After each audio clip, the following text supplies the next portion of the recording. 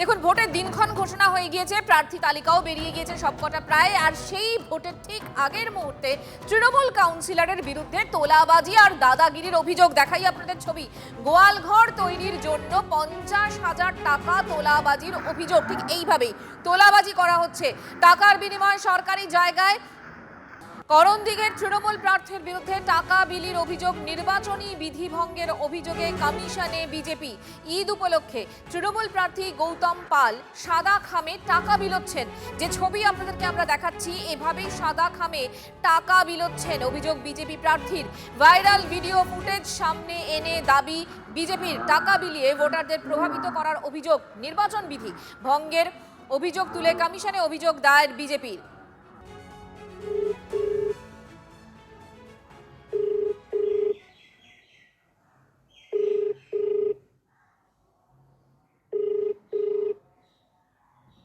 Your call has been forwarded to voicemail. The person you're trying to reach is not available.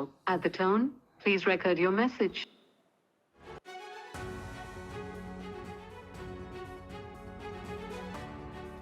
দেখুন, যে phone আপনাদেরকে শোনালাম, গৌতম পাল তৃণমূল প্রার্থী, সেই গৌতম পাল যে ফোন করার পরেও তিনি ফোন তোলেননি, সেটাই আপনাদেরকে দেখালাম। এবং এই মুহূর্তে এই ভিডিও ইতিমধ্যেই ভাইরাল। বিশ্বরূপ আমাদের সঙ্গে রয়েছেন, আমাদের প্রতিনিধি বিশ্বরূপ। এই ছবি সামনে আসার পর আমরা গৌতম পালের সঙ্গে যোগাযোগ করার চেষ্টা করেছিলাম, ফোনটা তিনি ধরেননি। কিন্তু জেলা নেতৃত্ব, তাদের কি বক্তব্য এই ঘটনা সম্পর্কে? কারণ বিজেপি তো বলছে নির্বাচন বিধি লঙ্ঘন করা হয়েছে। দেখো, তোমাকে জানিয়ে রাখি, গৌতম পালকে একবার নয়, বারবার আমি ফোন করার চেষ্টা করেছি এবং বারবার তার কল ফরওয়ার্ড করে দেওয়া হয়। যে জেলা নেতৃত্ব কি বলছে বললে, তারা বলছে যে এই সম্পূর্ণ অভিযোগ ভিত্তিহীন। কিন্তু অতীত কি বলছে? এই যে গৌতম পাল তার একটা ভিডিও নয়, এর আগে বহু ভিডিও কিন্তু ভাইরাল হয়েছে।